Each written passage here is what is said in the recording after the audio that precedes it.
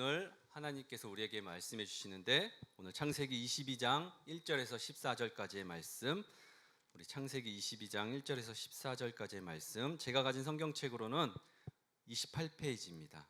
우리 창세기 22장 1절에서 14절 말씀 한 절씩 교독하겠습니다. 그 일 후에 하나님이 아브라함을 시험하시려고 그를 부르시되 아브라함아 하시니 그가 이르되 내가 여기 있나이다. 여호와께서 이르시되 내 아들 내 사랑하는 동자 이삭을 데리고 모리아 땅으로 가서 내가 내게 보여준 한 산 거기서 그를 번제로 드리라. 아브라함이 아침에 일찍이 일어나 나귀의 안장을 지우고 두 종과 그의 아들 이삭을 데리고 번제에 쓸 나무를 쪼개어 가지고 떠나고자 하고 번제에 쓸 나무를 쪼개어 가지고 떠나 하나님이 자기에게 일러주신 곳으로 가더니 이에 아브라함이 종들에게 이르되 너희는 나귀와 함께 여기서 기다리라. 내가 아이와 함께 저기 가서 예배하고 우리가 너희에게로 돌아오리라 하고,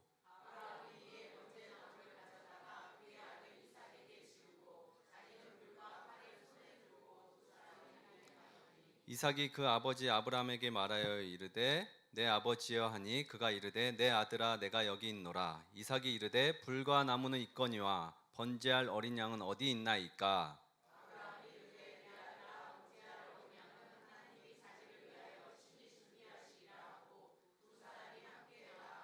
하나님이 그에게 일러주신 곳에 이른지라. 이에 아브라함이 그곳에 제단을 쌓고 나무를 버려놓고 그의 아들 이삭을 결박하여 제단 나무 위에 놓고 여호와의 사자가 하늘에서부터 그를 불러 이르시되 아브라함아 아브라함아 하시는지라. 아브라함이 이르되 내가 여기 있나이다 하매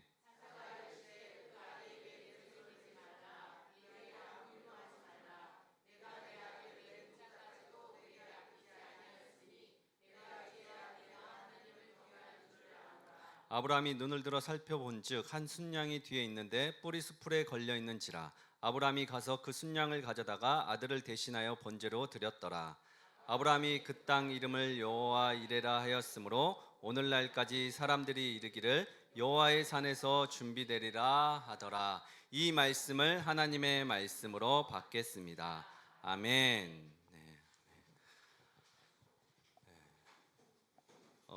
서로 인사하겠습니다. 우리 서로를 축복하면서 당신은 소중한 사람입니다. 당신은 소중한 사람입니다. 당신은 소중한 사람입니다. 네, 여러분들 너무 귀하고 소중한 분들이시죠.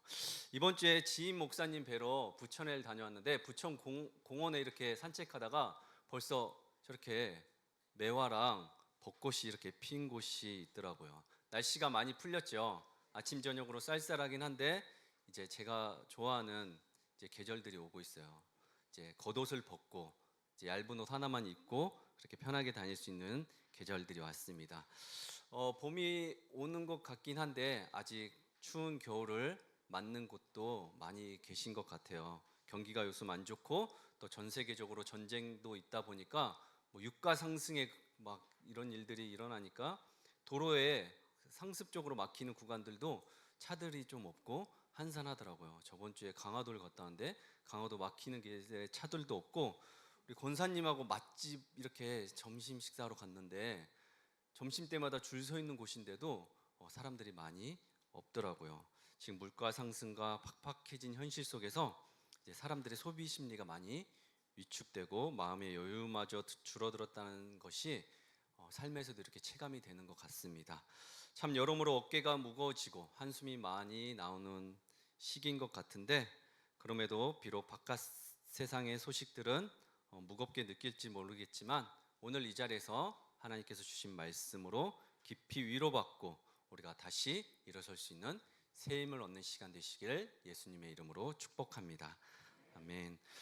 아브라함은 조급함으로 이스마엘을 낳았고 그 대가로 13년간 하나님의 침묵이 이제 겪어야 했어요. 침묵을 깨고 나타나신 하나님은 그의 이름을 아브라함이라고 바꾸시고 육체의 힘과 자아를 이제 베어내는 거룩한 수술인 할례를 행하셨습니다.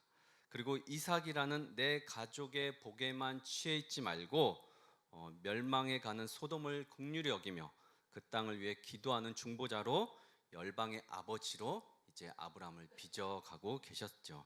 하나님은 이삭의 탄생을 약속하신 직후 의도적으로 심판하실 소돔의 땅을 바라보게 하시면서 하나님이 우리에게 은혜와 복을 주시기 전에 우리에게 맡겨주신 사람과 맡겨주신 땅이 있을 수가 있습니다. 그것은 나 혼자 잘 먹고 잘 사는 아브라함에 머물지 말라는 것이고, 내 축복에만 취해 달려가던 발걸음을 멈추고 이웃에게 마땅한 자비, 체다카와 공의, 미슈파트를 행하라는 아브라함의 자리까지 가라고 말씀해 주셨어요.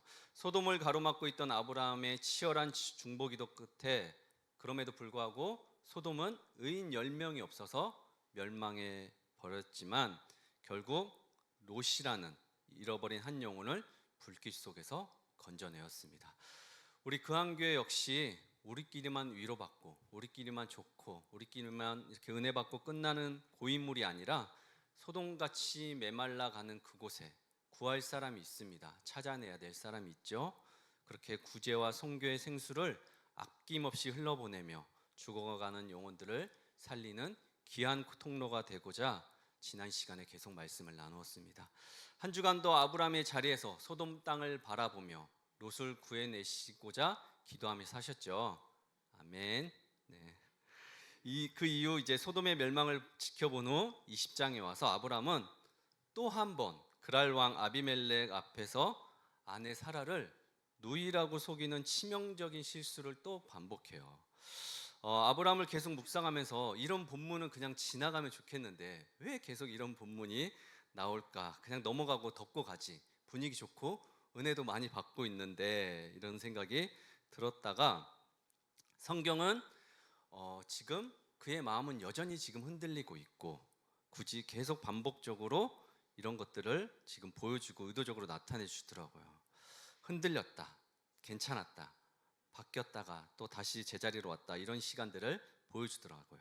그럼에도 불구하고 신실하신 하나님은 창세기 21장 1절 여호와께서 말씀하신 대로 사라를 돌보셨고 사라를 통해서 하나님께서 이삭을 이제 약속대로 태어나게 해주셨습니다. 우리는 계속해서 왔다 갔다 넘어지고 반복해서 실수하지만 하나님은 그 신실하신 약속을 이루어 가시고 계십니다. 아브라함에 관하여 깊이 묵상하고 주일의 말씀만 잘 이해하셔도 이삭이 얼마나 중요한 인물인지, 누구 편에서 이삭이 정말 중요한지를 우리가 알 수 있습니다. 오늘 본문이 더 그것을 드러냅니다. 우리의 신앙의 갭이 여기서 이제 차이가 나는 것 같아요. 인간적으로 볼 때 이삭은 하나님의 신실하신 보증수표와 같습니다. 인간적인 측면에선 이삭의 이름이 뭐라고 했죠? 이츠하크, 그가 웃는다는 뜻이랬죠. 모두가 비웃을 만한 불가능한 상황, 죽은 자 같은 태의 문을 열고 이삭이 태어났습니다. 그것만 봐더라도 하나님은 한 가정 안에, 한 개인 안에 정말 살아계시고 역사하시고 지금도 우리에게 은혜를 베푸시는 기적의 하나님, 치유의 하나님, 소원을 이루시는 하나님이라는 것만으로도 그 가문과 그 조상에는 충분한 의미가 있습니다. 믿을 만하다고 생각할 수 있어요. 그러나 하나님 측면에서는 그것과는 비교가 안 되는 이삭은 한 개인과 가문이 아닌 열방을 웃게 할 공공의 복이었습니다. 인류는 에덴에서 쫓겨난 이후 늘 울으며 살아야 했습니다. 웃음을 빼앗긴 채 살았어요. 가죽옷을 입혀주셔서 구원의 확신을 가지고 영생에 대한 소망은 있을지 모르겠으나 죄와 사망, 지금도 질병과 가난과 전쟁과 고통 가운데서 살아내야만 했습니다. 눈물의 골짜기를 계속 지나가는 인생의 여정을 우리가 걸어가고 있습니다. 그래서 하나님은 이삭을 통해 사는 동안에도 이 슬픔의 역사를 끊고 하늘의 기쁨, 하늘에 대한 소망을 가지고 살고자 이삭을 이 땅 가운데 보내셨어요. 사라처럼 말도 안 되는 피식 웃음이 공공의 사람들에게도 현실 가운데 이루어질 수 있다는 것을 열방 가운데 드러내기 원하셨습니다. 사랑하는 여러분, 여러분들은 하나님을 어떻게 경험하고 사십니까? 여러분들이 교회 다니고 하나님을 믿는다고 할 때 믿지 않는 사람들에게 하나님이 어떻게 살아계신지, 하나님이 정말 실제하는지, 여러분들이 믿는 하나님을 어떻게 그런 사람들에게 드러내고 사십니까? 그냥 막연한 믿음과 인간의 기본적인 종교적 심성을 가지고 그냥 그렇게 살아가고 계시고 하나님을 믿는다고 말하고 계십니까? 지난주 말씀처럼 체다카와 미슈파트 기억하시죠? 하나님의 아브라함을 택하신 진짜 이유는 그와 그 자식 이삭에게 의와 공도를 행하게 함으로써 하나님 편에서 이삭이 필요했던 이유는 아브라함이 받은 그 거룩한 사명을 다음 세대까지 이렇게 흘려보내는 게 이유였습니다. 하나님의 통치가 이 땅 가운데 실현할 수 있는 계승자가 이제 필요했기 때문입니다. 그러니까 이삭이 없으면 하나님의 공의와 자비가 세상에 이렇게 흘러갈 파이프라인이라고 할까요? 그것이 끊어지는 거예요. 자, 정리해서 우리가 지금까지 아브라함의 100세의 기적에서 이삭에게로 이제 자리를 옮겨가야 합니다. 그런 관점이 한번 타당한지 오늘 말씀을 통해 같이 보겠습니다. 오늘 말씀 본문 1절 읽겠습니다. 시작. 그 일 후에 하나님이 아브라함을 시험하시려고 그를 부르시되 아브라함아 하시니 그가 이르되 내가 여기 있나이다. 아멘. 우리가 하나님이 어떤 분인지 정확히 알기 위해서는 그 일 후에 그게 굉장히 중요한데 오늘 본문의 그 일 후는 제 표현대로 한마디로 말하면 망고 땡일 때, 세상 편할 때, 완전할 때입니다. 시간이 흘렀다는 단순히 흘렀다는 뜻이 아니에요. 이삭은 잘 자라주었고 물론 하갈과 이스마엘을 떠나보내야 되는 아픔이 있긴 했지만 이제 이삭만 남았습니다. 그리고 더 나아가서 이제 블레셋 왕과 브엘세바, 이제 아비멜렉과 브엘세바에서 평화의 조약도 맺어서 이제 건드는 나라들도 없었어요. 외부의 적들로부터도 완전한 이제 안정을 보장받을 때였습니다. 아브라함 인생에서 이제 두 다리 펴고 이제 살만할 가장 평안하고 안정된 시기, 고생이 끝나고 마침내 찾아온 샬롬의 때입니다. 이제 사나운 팔자였잖아요. 산전수전 모진풍파 다 겪고 이제 이삭만 바라보고 편하게 살아보고자 할 그때였어요. 그 일 후에 하나님은 아브라함에게 청천벽력 같은 지금 시험을 행하고 계십니다. 우리에게도 이제 살만하다고 싶을 때, 이제 좀 괜찮다 싶을 때, 자식들 다 키워놓고 이제 우리끼리 좀 살만하다 싶을 때 또 어떤 식으로든 이제 모든 것 일들 다 끝내놓고 좀 이제 편하게 좀 살만하겠다 싶을 때 고난이 찾아올 때가 있죠. 근데 하나님 편에서는 그 고난이 하나님의 메시지일 수가 있어요. 하나님의 일을 시작하기 위한 때일 수가 있습니다. 성경을 보실 때 남의 이야기가 아니라 이렇게 질문하시면서 보시면 스펙타클하게 이제 읽을 수 있는데 한번 스스로 생각해 보실게요. 이 본문 1절을 가지고 우린 두 가지 질문을 던질 수가 있습니다. 나에게 만약에 시험이 이런 극단적인 시험이 찾아온다면 나는 어떨까? 또 한 가지 하나님은 왜 인간을 이렇게 시험하시는가? 이 두 가지 질문을 한번 해볼 수가 있습니다. 제가 인생은 기다림의 연속이라고 말씀을 드렸죠. 근데 그 기다림의 연속 가운데 또 한 가지 제가 추가를 하자면 그 기다림의 연속 가운데 인간은 시험의 연속도 같이 결합되어 있습니다. 사는 게 쉽지 않습니다. 만만치 않죠. 이것이 아브라함에게 첫 시험이었을까요? 그렇지 않아요. 아브라함은 갈대아 우르를 떠나라는 그때부터 계속해서 시험을 이겨내야 했어요. 애굽에서의 기근, 조카 롯가의 땅을 재산을 양보하고 선택하라고 하고 먼저 또 이스마엘을 낳은 조급함, 할례의 고통에 이르기까지 아브라함도 여러 시험이 있었습니다. 지난 수십 년간 아브라함은 기다림의 연속과 시험의 연속이었어요. 여러분들의 인생도 한번 돌아보셨으면 좋겠어요. 여기 앉아 계시기까지 여러 시험들과 선택을 거쳐 이곳에 앉아 계시지 않습니까? 한 번에 쭉 그냥 평탄하게 오셔서 이 자리에 앉아 계시는 분 계세요? 그렇다면 저도 좀 데려갔어요. 네, 그런 분들 계실 수도 있겠죠. 그러나 우리의 인생은 그렇게 녹록치만 않는 것 같아요. 그때그때 시험들 잘 통과하시고 그래도 이 자리까지 오시지 않았나요? 제가 신대원 다닐 때 대학원 교수님 때문에 화가 많이 난 적이 많았어요. 왜 화가 났겠어요? 공부를 못했으니까 화가 났겠죠. 한 학기 12주 동안 쉽게 가르친다고 열심히 가르치세요. 필독서도 주시고 엄청 이렇게 가르치신데 평가는 뭘로 하냐면 이제 12주가 끝나고 시험으로 평가합니다. 저는 성실하기는 했어요. 지각 안 하고요, 결석 안 하고 내 자리에 앉아서 열심히 하긴 했어요. 근데 그거 알아줘요, 안 알아줘요? 안 알아줘요. 모든 건 다 뭘로 평가하냐면 내가 성실했는지 안 했는지, 열심히 했는지 안 했는지는 뭘로만 평가하냐면 시험으로만 평가해요. 신대원이라고 해서 은혜로 덮고 가지 않아요. 이수 과목들이 차례대로 있고 그것을 통과해야지만 다음 단계로 갈 수가 있어요. 통과를 못하면 어떻게 되냐면 그냥 둘 중 하나예요. 등록금을 더 내든가 아니면은 못 나가든가 이거예요. 그러니까 구약과 신약, 헬라어와 히브리어를 통과해야지만 그 다음 개론도 듣고 서기도 듣고 이제 본격적인 관문으로 들어갈 수 있는데 그 단계별로 이렇게 통과하지 못하면 돈이 더 들어가요. 근데 이제 아이 낳고 늦게 이제 시작을 했는데 돈을 더 달라고 할 수 없잖아요. 아내 혼자 아이들 보고 고생하는데 그래서 엄청 열심히 이제 했는데 저에게 하이라이트는 뭐였냐면 이제 3학년 때 저희 학교는 졸업 시험이라는 게 있었어요. 그리고 기회를 3번을 줘요.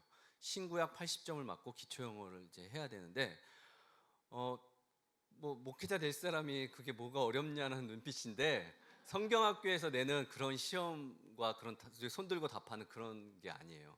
제가 여러분들한테 이 성경을 가지고 꽈서 10문제를 내서 하나라도 맞힐 수 있나 한번 해보실래요?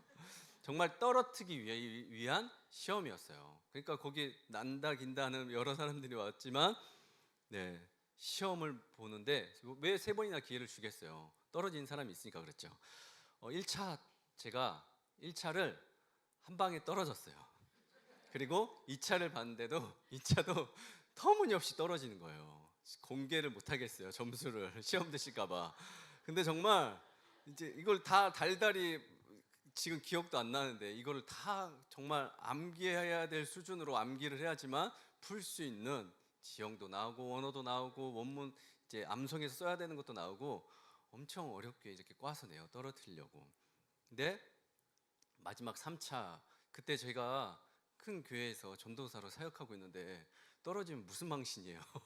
그리고 이제 졸업도 못하고 그때 정말 떨어지면 졸업을 안 시켰거든요. 그리고 저 지방에 있는 통도원 가가지고 그거 인증을 받고 이거 필사하고 그랬어야 됐어요. 엄청 까다롭죠. 그러니까 죽기 살기로 해야 되는데 마지막 3차 때 어떻게 됐냐면 어떻게 됐을까요?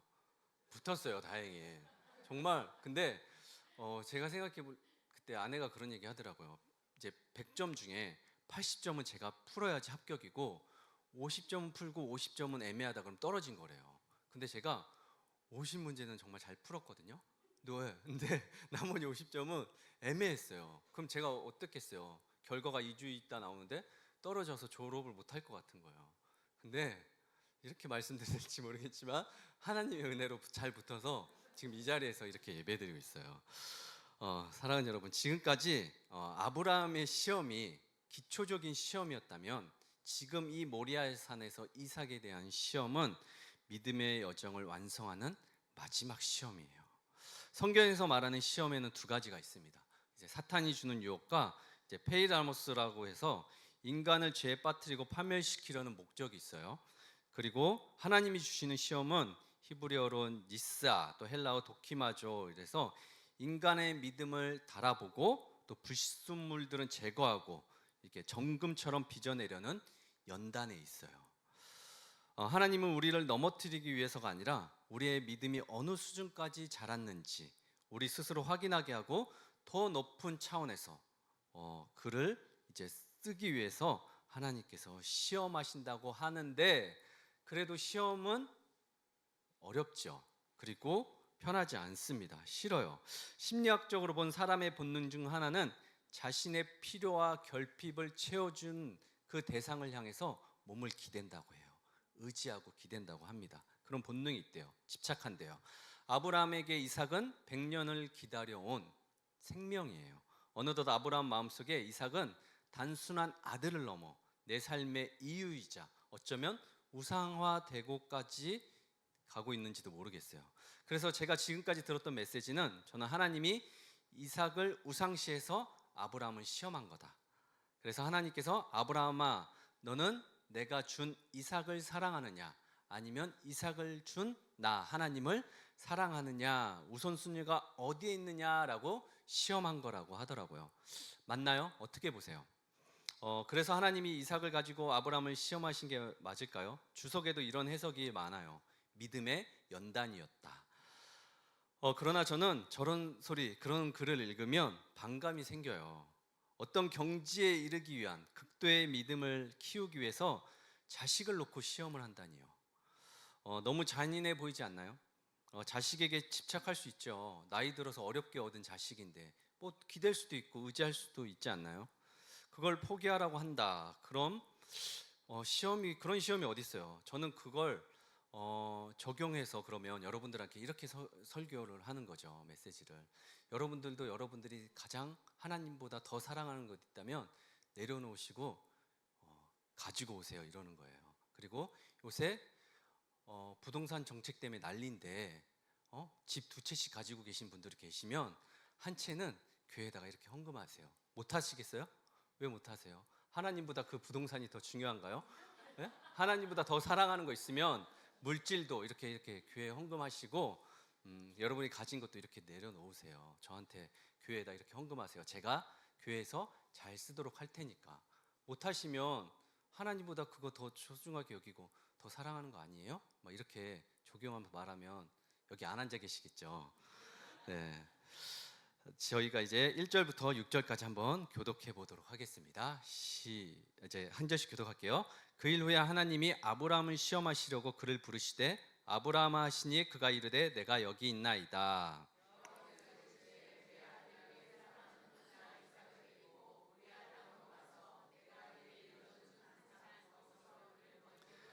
아브라함이 아침에 일찍 일어나 나귀의 안장을 지우고 두 종과 그의 아들 이삭을 데리고 번제에 쓸 나무를 쪼개어 가지고 떠나 하나님이 자기에게 일러 주신 곳으로 가더니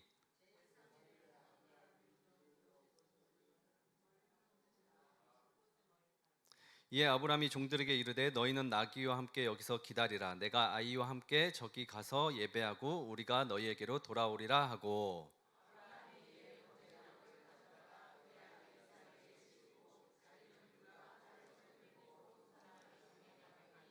자, 우리가 성경을 보실 때 본문 이해가 가시네요. 저희가 다 아는 내용이라고 그냥 흘러가지 마시고 성경을 읽을 때 이게 처음 읽는 거다. 다시 처음으로 돌아가서 읽으면 여러분들이 더 유익한 시간이 될 수 있습니다. 가장 사랑하는 것을 포기하라고 하는 이 잔인한 요구. 하나님보다 더 사랑하는 것이 내 안에 있을 때 인간은 결코 참된 자유를 얻을 수 없다는 이론. 또 이 땅의 어떤 피조물에게도 얽매이지 않고 오직 창조주 하나님 한 분만을 바라보고 살아야 진정한 자유가 임한다는 이론. 또 완전한 믿음의 조상으로 서게 하시려고 이 무시무시한 계획을 세우셨다고 하는 여러 논리들. 저는 그래도 뭔가 불편해요. 아무리 그래도 너무 불편합니다. 아무리 하나님이고 피조물이라고 해도 자식을 제물로 바치라는 시험은 여전히 어렵고 불편합니다. 라고 계속 이렇게 그런 심정을 가지고 말씀을 준비했어요. 저의 불편함을 극대화하는 구절들이 막 장면이 펼쳐지는데 1절에 보시면 내가 여기 있나이다. 아브라함이 이제 자진해서 얘기하고 3절에는 본인이 아침 일찍 일어나 안장도 채우고 나무도 쪼개고 이제 땔감도 준비해서 일러 주신 곳으로 가요. 그리고 5절에 종들에게 기다리라고 하고 갑니다. 그리고 6절에는 불과 칼을 들고 이삭까지 데리고 가요. 이상한 것이 있어요. 뭐가 이상해요, 여러분? 아브라함이 이해할 수 없는 이 일들에 대해서 토를 달지 않습니다. 아니, 지난주만 봐도 우리가 나와 상관없는 생명부지의 소돔 땅을 바라보면서 아브라함이 뭐라고 하나님을 가로막고 섰어요. 저 땅에, 저 나라에 50명 의인만 있어도 멸하지 않겠습니까? 멸하지 않겠다. 그럼 45명은요? 멸하지 않겠다. 40명, 30명, 20명, 10명 있어도 멸하지 않겠습니까? 하고 하나님을 가로막고 서서 이야기하잖아요. 하나님께서 그러지 않겠다고 이야기하셨잖아요. 근데 지금 뭐예요? 질문은커녕 토 하나 안 달고 왜 지금은 가만히 하라는 대로 순순히 순종하고 있나요? 무슨 생각일까? 펄펄 뛰어도 아브라함 성격에 시원치 않을 텐데 지금 어떻게 얻은 자식인데 얌전히 듣고만 있냐는 거예요. 하도 이상하니까 막 이상한 뉴스들 많이 보다 보니까 지금 무슨 보험금을 노리고 뭐 서로 짜고 하는 것처럼 지금 이 장면이 지금 굉장히 이상해요.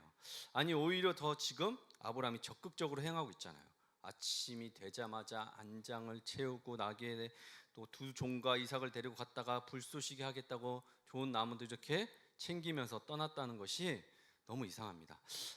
여러분, 왜 아브라함은 아무 말도 아무 항변도 하지 않았을까요? 말을 꺼내는 순간 자기 입에서 쏟아질 원망과 이 고통, 통곡들을 스스로 감당할 수 없어서 그랬을까요? 왜 그런 거 있잖아요. 저도 그런 경험이 있는데, 우리가 너무 기가 막힌 현실을 마주하면, 너무 정말 황당하고 견뎌낼 수 없는 상황을 직접 체험하면 사람이 정말 말문이 막힐 때가 있어요. 저도 작년에 제가 혼자서 스스로 감당할 수 없는 너무 엄청난 사건 하나를 실제로 이렇게 보게 되었어요. 근데 누구한테 만약에 이 얘기를 들었다면 저는 그 상황을 믿지 않았을 거예요. 제가 직접 경험하지 않았다면, 누가 그런 일이 있다라고 말만 하면, 체험하지 않았다면 저는 아마 받아들이지도 못하고 이해도 못했을 겁니다. 그냥 어떻게 해야 됐냐면, 그냥 그 현실에 일어난 일이니까 그냥 감당하고 버티며 살아야 했어요. 아브라함도 그랬을까요? 다 가져가라, 자포자기하고 그런 심정이었을까요? 아브라함은 머리가 복잡하기 전에 마음이 무너져 내리고 그저 몸을 기계처럼 움직여 하나님의 명령을 그냥 정신 나간 채로 이렇게 처절하고도 소름 돋는 순종의 몸부림을 하고 있었을까요?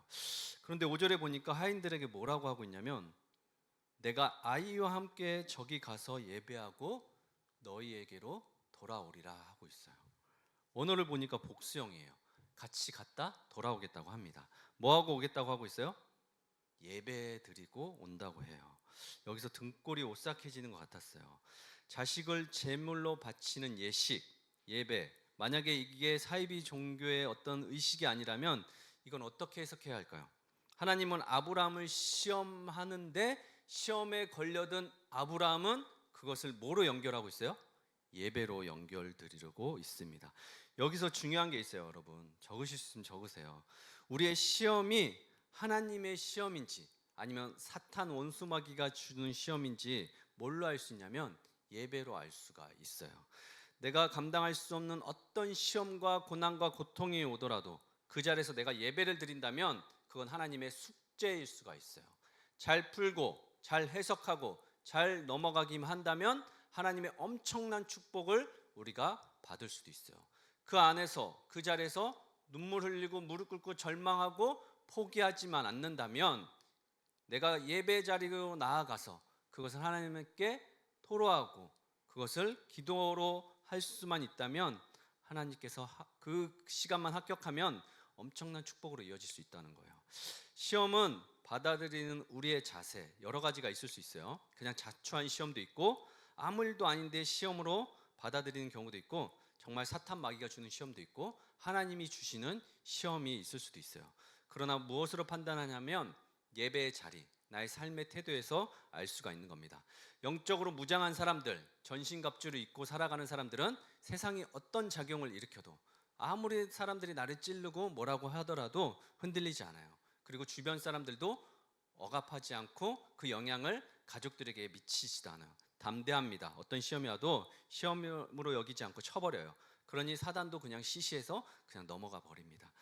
요새 제가 은혜 받고 계신 성도님이 한 분이 계세요. 삶이 너무 힘들어 보여요. 버거워 보여요. 반복적으로 자꾸 뭐가 안 되는 것 같아요. 근데 그분이 계속 예배 자리에 나오셔서 기도하세요. 그리고 저한테 뭐라고 하시냐면 하나님의 뜻이 있겠죠. 그렇게 나아가고 질문하고 답을 찾아가고 계셔요. 그럼 저는 그분을 보면서 뭐라고 기도할까요? 하나님, 저분 저런 상황에서도 하나님 찾고 계신데 하나님 만나 주십시오. 하나님, 기도할 때 하나님께서 말씀해 주십시오. 저분을 통해서 하나님 살아계심을 주님 나타내 주십시오. 저에게도 그것이 필요합니다. 하나님, 그렇게 기도하고 있습니다. 그리고 반면에 또 작은 일에도, 그와 반면에 또 작은 일에도 자신의 과거와 쓴뿌리로 연결하는 사람도 있어요. 그냥 잘 자고 잘 먹고 사람들 잘 교제하고 만나고 악수 한번 하면 끝날 일을 계속 상처와 과거의 일들로 연결시켜서 영적으로 해석하는 사람들, 그리고 그것을 가지고 사람들을 괴롭게 하고 힘들게 하고 그런 사람들도 있습니다. 나는 어떤 사람인가? 고난과 아픔과 해석할 수 없는 인생의 문제 앞에서 나는 그것을 어떻게 해석하고 어떻게 하나님께 가지고 나아가는지 한번 생각해 보셨으면 좋겠어요. 설교를 준비하다가 또 신혼 때 일어난 일이 생각이 났어요. 이제 신혼 때 제가 이제 집을 알아보고 있었거든요. 운정에 살고 있었을 때였는데 교회 근처로 집을 알아보고 있었어요. 지금의 아내입니다. 다른 사람 말고 지금의 아내하고 기억을 못 할까봐 제 설교 온 거는 예전에는 이렇게 교정 봐준다고 해서 전날 이렇게 보여주고 이렇게 했어요. 근데 하도 빨간 줄을 많이 쳐가지고 이제 보여주지 않아요. 왜냐하면 제가 시간이 없잖아요. 바쁜데 고칠 게 너무 많을까봐 오늘 예배 그냥 드려라 그러고 안 보여주는데, 신혼 때 이제 집을 장만하려고, 그때는 16년 전에 운정에 있는 아파트 전세값이 얼마였냐면 1억이면 좋은 거 얻을 수 있었어요. 기억들 하시는지 모르겠는데 지금은 택도 없죠. 근데 부동산에서 이제 여기저기 알아보고 있는데 7천만 원짜리가 나왔다는 거예요. 33평. 근데 보여주기가 좀 꺼림직하대요. 왜 그러냐, 지금 나는 급한데 돈도 없는데 대출 받아야 되는데 그거 좀 보게 해달라 그랬더니 신혼부부 아니세요 그러는 거예요. 맞다고. 그럼 더 그렇다는 거예요. 5만 가지 생각이 막 나는 거예요. 왜 신혼부부면 안 보여주고 왜 안 된다고 하는 거지? 나는 지금 급한데 7천짜리 들어갔으면 딱 좋겠는데 33평인데 그러고 있는데 계속 부동산에서 어떡하지 그러면서 점점점 계속 이러시는 거예요. 그러면서 저에게 또 어느 날 전화가 오셔서 제가 하도 막 계속 보여달라고 하니까, 기억나시나요? 네. 그런데 하도 막 보여달라고 하니까 부동산에서 저만 이렇게 다녔나? 그런데 저에게 말씀을 해주시더라고요. 다 말씀은 드릴 수 없지만 사고 난 집입니다 그러더라고요. 근데 그때부터 이제 사람은 상상으로 5만 가지 상상, 더 극단적으로 가잖아요. 이게 무슨 일이지? 무슨 집이길래, 그 안에서 무슨 일이 있었길래 3천이나 싸고 왜 보여줄 수도 없다고 하고 왜 신혼이니까 더 안 된다고 하는 걸까? 이 극단적인 생각이 꼬리에 꼬리를 물고 끊이지가 않는 거예요, 여러분. 그래서 결국 못 보고 이렇게 지나가는 일이 있었습니다. 실제로 지난주에 여러분들이라면 어떡하겠어요? 여러분들이라면 만약에 시세보다 30%는 싼 집이 나왔는데 뭐 사연이 있대요. 여러분들이라면, 여러분들의 자녀가 그런 집을 얻는다 그러면 얻으라고 하겠어요? 안 얻으라고? 싫어요?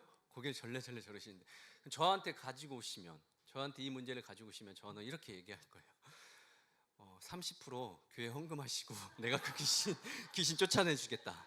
그 안 좋은 거 내가 다 해결해 주시겠다 이럴 거예요. 안 되나요? 안 되나요? 재수 없어요.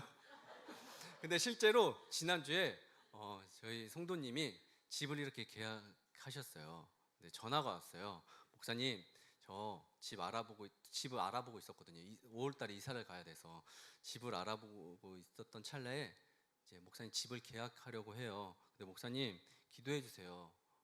왜 그러냐 그랬더니 집이 분위기가 싸대요. 거기서 뭔가를 한 것 같대요. 그래서 괜찮다, 상관없다, 그 집 잘 들어가고 예배 잘 드리고 거기 십자가 세우고 짜장면 시켜 먹고 귀신 다 쫓아내면 된다, 이런 이야기를 했습니다. 아멘이시죠? 괜찮아요, 그렇죠? 제가 지난 시간에도 말씀드렸죠.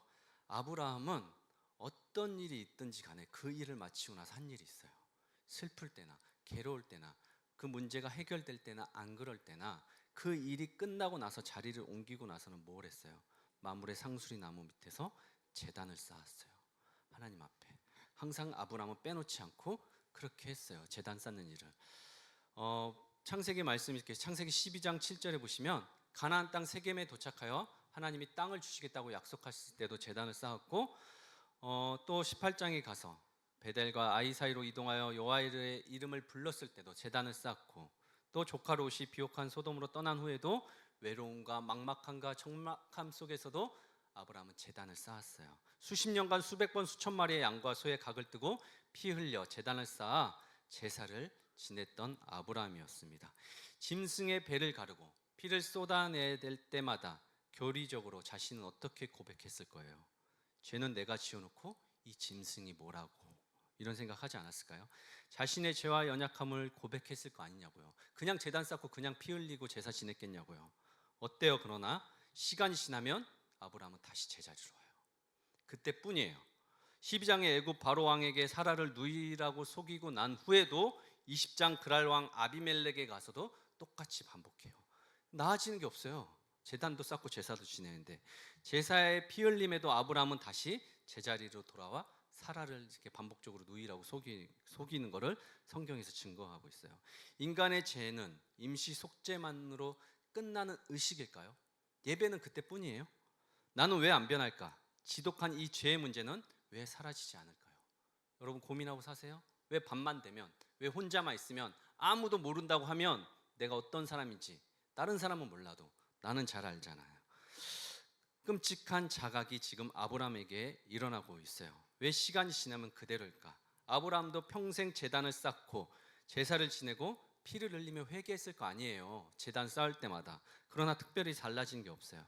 이것이 인간의 가장 깊은 절망입니다. 적당한 짐승의 피, 내 주머니에서 피땀 흘려 나온 헌금, 적당한 종교적 열심으로 뿌리 깊은 죄의 본성이 사라지지 않는다는 자각이에요. 고장난 시계를 고치듯 조금 수리해서 쓸 수 있는 존재가 아니라 완전히 박살나고 없어지고 재창조돼야지만 된다는 것. 죄의 삭은 결국 사망 선고, 완전한 죽음뿐이라는 것. 절대 절망을 아브라함이 지금 모리아산에서 깨닫기 시작하는 거예요. 그 중에서도 가장 극심한 죽음의 고통, 인간에게 찾아온 죽음의 가장 극심한 고통은 뭔지 아세요, 여러분? 저보다 인생에 많이 사신 여기 선배님들이 대부분 계신데 죄송해요, 제가 이런 말씀 드려서. 저도 나름대로 인생의 모진 풍파와 시련과 세월을 겪고 이 자리까지 왔어요. 시편 기자의 말대로라면 제가 인생을 80이라고 봤을 때 절반 이상은 그렇게 살아온 것 같아요. 저는 그 한 교회, 이곳이 제 인생의 마지막 종착지였으면 좋겠는데 앞으로 어떻게 될지는 또 모르겠어요. 또 어디로 가져다 놓으시고 어떤 세월을 겪어야 될지 잘 모르시겠는데 나름대로 다 여기 계신 분들도 기가 막힌 사연을 가지고 여기까지 오셨겠죠. 풍탄하게 이렇게 평범하게 풍파 없이 그냥 안정되고 등 따스고 배부르고 모진 고통도 없이 그냥 잘 먹고 잘 여기까지 오신 분 계세요? 그런 분 계시면 저 좀 데려가 주세요. 같이 가게. 다 나름대로 사연을 가지시고 힘들고 어려운 세월을 겪으시고 다 이 자리까지 오셨겠죠. 더 심하면 어쩌면 죽음의 고통과 죽음의 사망의 음침한 골짜기를 겪어 이 자리까지 오신 분들도 계실지 모르겠어요. 다 사연이 있으세요. 저는 근데 살면서 좀 아프고 좀 힘들고 좀 고생스럽고 고난이 있고 이런 거 괜찮다고 말씀을 드리고 싶어요. 사는 게 어떻게 그렇게 좋기만 하겠어요. 괜찮아요. 어렵고 힘든 인생 있을 수 있습니다. 그런 시련을 겪고 계신 성도님들 계시면 저는 가서 위로해 드릴 거예요. 성도님 괜찮습니다. 그런 고통 아픔 이겨낼 수 있습니다. 다시 시작하면 됩니다 라고 충분히 위로할 거예요. 그러나 저는 여기 계신 분들 제가 기도하는 것 중에 하나는 이 고통과 고난이 우리 인생에 겪어야 될 순례의 길 여정 가운데 하나이긴 하지만 반드시 겪지 말았으면 하는 고난과 고통이 있어요. 그것만큼은 겪지 않고 그냥 지나갔으면 하는 고통이 있어요. 그것만큼은 보지 않고 겪지 않고 그냥 천국에 가셨으면 하는 고난과 고통이 있어요. 그게 뭔지 아세요? 자식이 아픈 거예요. 자식이 내 앞에서 죽어가는 거예요.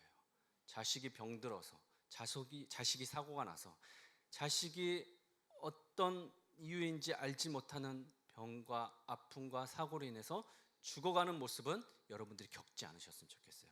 보지 않고 지나가셨으면 좋겠어요. 저는 그렇게 기도합니다. 그것만큼 괴롭고 힘든 건 없거든요. 아브라함이 그랬을 것 같아요. 내 죄 때문에 내가 죽는 것은 억울할 것이 없는 인과응보이자 율법의 집행이라고 해도 과언이 아닌데 내 죄 때문에 나의 썩어 빠질 본성과 불가능함 때문에 나의 가장 가까운 생명, 아무 죄 없는 내 새끼가 내 눈앞에서 피를 흘리며 죽어가야 한다면 그건 어떻게 설명할 수 있을까요? 지금 아브라함에게서 저희에게 지금 성경이 말을 걸어오는 겁니다.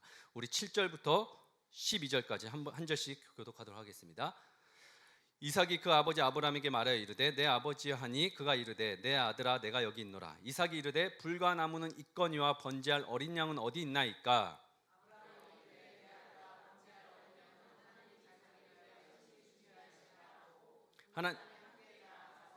하나님이 그에게 일러주신 곳에 이른지라. 이에 아브라함이 그곳에 제단을 쌓고 나무를 버려놓고 그의 아들 이삭을 결박하여 제단 나무 위에 놓고 여호와의 사자가 하늘에서부터 그를 불러 이르시되 아브라함아 아브라함아 하시는지라. 아브라함이 이르되 내가 여기 있나이다 하매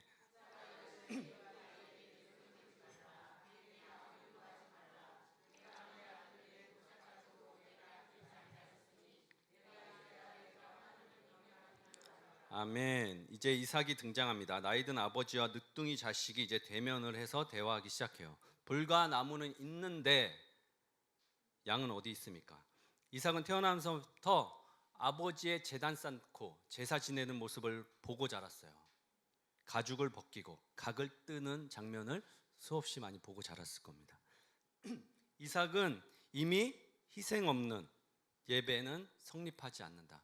피 흘림 없는 제사는 아무 의미 없다는 걸 이삭이 잘 알고 있었어요. 그걸 원리로 체득하고 있었어요.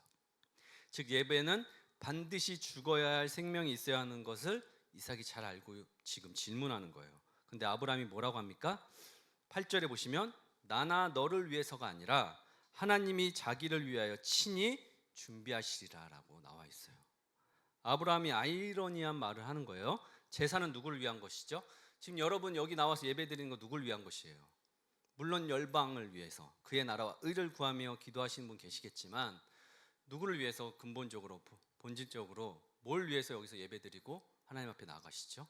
나의 안녕과 나의 가족과 나의 복과 나의 제사함을 위해서 여러분들 신앙 고백하고 하나님 앞에 예물 드리고 축도 받고 하는 거잖아요. 근데 지금 아브라함이 뭐라고 하고 있냐면 아브라함도 마찬가지예요. 제단을 쌓고 제사를 드릴 때 자신의 안위를 위해서, 이삭을 위해서, 가족을 위해서 이렇게 제사를 드리고 했는데 지금 이번 제사는 달라요. 이 제사는 나의 제사가 아니라 하나님의 제사다 이러고 있어요. 아브라함이 모리아산에서 가서 이삭을 바치는 사건. 저는 이전에 이 메시지를 이런 질문 해본 적 없어요. 아브라함이 이 시험을 처음부터 알았냐 몰랐느냐. 거기에 초점이 가 있어요. 아브라함은 하나님이 지금 자신을 시험하는 걸 알고 있었을까요? 그렇게 메시지를 전하시는 분들이 많은데 아브라함은 다 알고 그냥 순순히 가준 거다. 내가 가는 신용만 해도 내가 칼을 들고 이삭을 이렇게 하는 믿음만 보여도 하나님께서 막으실 거다. 나는 그러니까 앞으로 이런 일 있을 때마다 이제 영리하게 하는 거죠. 하나님이 시험하시네. 그럼 나는 신용만 하고 어느 정도까지만 가면 하나님이 내 믿음을 걸음을 보시고 딱 막으실 거야. 이렇게 아브라함이 연기를 했다면 하나님은 이제야 네가 나를 경외한 줄 아노라 이런 말을 예상했고 이런 상황이면 하나님이 그걸 알고 속아주셨을까요? 누가 누굴 속입니까? 그런 일은 있을 수 없습니다. 아브라함이 믿은 건 설마 죽이지 않겠지가 아니라 히브리 기자가 이렇게 얘기해요. 함께 읽겠습니다. 시작. 그가 하나님이 능히 이삭을 죽은 자 가운데서 다시 살리실 줄로 생각한지라 비유컨대 그를 죽은 자 가운데서 도로 받은 것이니라. 아멘. 이거 분명히 알고 계세요. 아브라함은 내가 어떤 믿음의 순종만 걸어가면 하나님이 그 길을 막으시겠지. 설마 죽이게 하겠어? 설마 자식을 태우게 하겠어가 아니라 내가 그 믿음으로 끝까지 그곳까지 가면 그곳에서 혹시라도 이삭이 죽더라도 그것이 끝이 아니라 하나님께서는 소돔 땅에서 어떤 일이 일어났어요? 연기가 이렇게 차오르는 데서 거기서 누가 걸어 나오고 있었어요? 롯이 걸어 나왔던 것처럼 죽은 자 가운데서 하나님께서 내 아들 이삭을 다시 살릴 거라는 그 부활의 신앙이 아브라함에게 있었던 거예요. 사랑하는 여러분, 아브라함은 시험이 취소되기를 기도하지 않았어요. 이거 막아달라고 하지 않았어요. 그는 칼을 내리꽂아 이삭이 한 줌의 재가 될지라도 하나님이 그 잿더미 속에서 이삭을 구원해 주실 것이라는 믿음, 부활의 신앙이 어떻게 있었는지 모르겠는데 그게 있었어요. 아브라함은 시험의 고통을 면제받은 것이 아니라 죽음이라는 절망 끝에서 뭔가 희미한 빛을 본 거예요. 여러분들 거기까지 가지 않고는 이 죽음의 문제, 이 거듭남의 문제를 해결할 수 없는 거예요, 여러분. 그는 이미 마음속에서 이삭을 죽였어요. 믿음 안에서 부활한 이삭을 그래서 도로 받았다고 얘기해요. 도로 받았다고 얘기하는 거예요. 저희 신앙이 여기까지라면 만약에 사는 동안에만 우리의 신앙이 유익한 거고 우리가 예배 드리는 것이 우리가 이 땅을 밟고 사는 동안에만 적용되고 그렇게 누리고 사는 거라면 저는 굳이 여러분들에게 이 자리까지 나와서 예배 드리고 신앙생활하라고 말하지 않을 거예요. 왜냐하면 그러지 않아도 이 땅에서 충분히 잘 살 수 있거든요. 충분히 먹고 사는데 지장 없어요. 예배 안 드려도 하나님 믿지 않아도 잘 사는 사람들 훨씬 많아요. 그러나 그 마지막에 그 죽음 넘어서 이 부활의 기쁨에 참여하는 사람들은 이곳에서 예수님의 이름을 부르고 예수님을 영접한 사람들만이 그 자리까지 갈 수 있는 거예요, 여러분. 아멘이시죠? 제가 지금까지 경험한 모든 신앙인들의 두 가지 영역이 있어요. 자신의 관념과 생각을 가지고 고유한 기질을 가지고 자기 성격대로 하나님을 믿는 사람들이 있어요. 상당히 많아요. 한마디로 자신이 만들어 놓은 하나님이 있어요. 자신이 생각한 교회상이 있어요. 하나님은 이런 분이시다는 논리로 자신에게만 적용하셔야지 타인에게 적용하면 안 돼요. 그거는 주관적인 하나님이 되는 거예요. 또 한 부류는 관념과 생각을 넘어서 실제적인 행동의 영역이 완전히 말씀의 기준인데요. 정말 거듭난 사람이 있어요. 어차피 나도 안 보이고 너도 안 보이고 너도 안 들리고 나도 안 들리니까 큰 사람이나 권위적인 사람이나 직분을 가진 목사님이나 장로님이나 이런 분들의 그런 사람들이 밀어붙이고 그저 그런 사람들의 뜻대로 움직이는 사람이 아니라 그저 말씀으로 기도로 자신의 자아를 내려놓고 이 말씀을 기준으로 삼고 사는 사람들도 있어요. 하나님은 아브라함에게서 이삭의 목숨을 빼앗으려 하신 것이 아니에요. 아브라함 마음의 중심에 있었던 마지막 신이 있었어요. 자신이에요. 그것을 지금 빼내고 있는 거예요. 칼을 휘두른 순간 아브라함 안에 이삭은 이미 죽었어요. 뭔가 아직 일어나지 않은 초월적인 믿음을 지금 아브라함이 경험하고 체험하고 있는 거예요. 그 텅 빈 마음 중심에 하나님이 진짜 자리 잡기 시작한 거예요. 이걸 어떻게 설명할 수 있을까? 이게 어떻게 아브라함에게 들어왔을까? 이제 마지막 우리 13, 14절 읽겠습니다. 같이 읽을게요. 시작.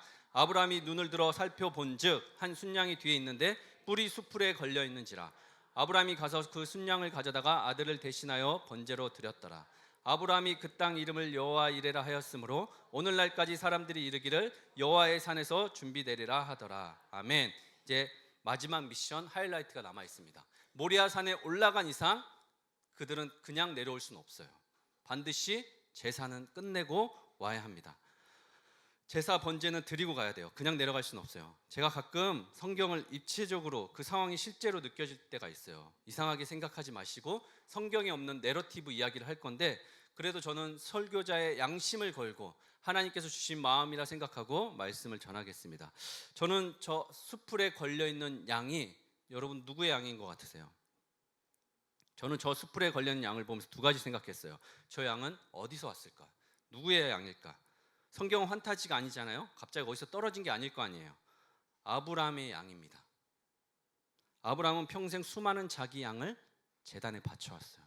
자신이 직접 쫓아가서 잡고 직접 각을 뜨고 그렇게 오늘 새벽에도 아침에 길을 나서는데 양이 한 마리 보이지 않는 거예요. 근데 지금 갈 길이 바빠서 이삭만 챙기고 나뭇가지만 챙겨서 왔어요. 평소대로라면 아브라함이 잡아야 했을 양인데 지금 이번엔 하나님께서 친히 몰고 가서 결박해 놓으신 거예요. 그래서 2절에 여호와께서 뭐라고 하시냐면 다른 곳이 아니라 하나님께서 일러주신 산 그곳 한 곳에 가서 그곳에서 번제를 드리라고 해요. 정해주신 지정된 곳이 있어요. 성경에서 뿔은 힘과 영광, 자랑을 상징합니다. 수풀은 뭐예요? 가시덤불이에요. 창세기 3장에서 인간이 타락한 이후에 땅이 내어놓은 저주를 상징해요. 제가 말씀드렸죠. 우리는 계속 끊임없이 가시덤불 속에서 살아갈 거라고. 가장 영광스러워할 순양의 머리뿔이 지금 가시덤불, 저주를 상징하는 수풀에 옴싹달싹 못하고 걸려있는 비참하고 처량한 모습이 처박혀 있어요. 많은 신학자들이 이 22장 13절을 아들을 대신하여라는 이 짧은 구절을 가리켜 성경에 등장하는 대속의 역사적인 첫 번째 사건이라고 선언합니다. 죄송한데 원래 저 제단 나무 위에 불타야 할 고기 살점은 이삭의 몸이었어요, 여러분. 거기서 흘려야 할 피는 이삭의 피였어요. 누구 때문에? 아브라함의 죄, 그 조상의 죄로 말미암아 그의 자식이 피 흘려 죽었어야 되는데, 그런데 하나님이 준비하신 어린 양을 지금 이삭을 밀어내고 그 자리로 바꾸신 거예요. 죽음의 자리가 바뀌면서 양은 죽고 이삭은 생명의 자리로 가게 되었어요. 왜 이 시점이냐고 질문할 것이 아니라 사실 이것을 보여주기 위해서, 이것을 우리에게 설명하기 위해서 여기까지 온 거예요. 14절 말씀 다시 한번 띄워주실래요? 더 소름 끼치는 것이 아브라함이 그 땅 이름을 뭐라고 해요? 여호와 이레라 하였으므로, 근데 그것이 그때만 적용되는 것이 아니라 오늘날까지 사람들이 이르기를 여호와의 산에서 준비되더라 하더라. 이 말씀이 뭐냐면요, 아브라함이 제단을 쌓았던 마므레 상수리 나무, 거기 모리아 땅인데 아브라함은 그것을 어디라고 불렀어요? 여호와 이레라고 불렀어요. 하나님이 하신다. 성경은 오늘날까지 여호와의 산에서 근데 뭐라고 하고 있어요? 오늘날까지 준비되어 가고 있다고 기록해요. 준비되었다 끝이 아니라 미래형이에요. 계속 준비되어 간다는 거예요.